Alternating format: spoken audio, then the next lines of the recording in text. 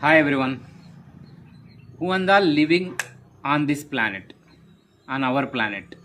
See, we can say only planet ours because of different caste, different religions, or different ways we will separate. But we can say our planet. So on this planet, plantation of plants very important. Otherwise, in future we will see nature disasters.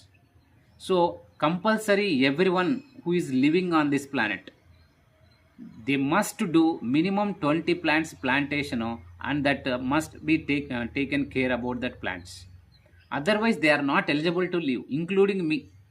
Why means nature we need to protect always. Again nature also will give return to us some good things. Thank you to all.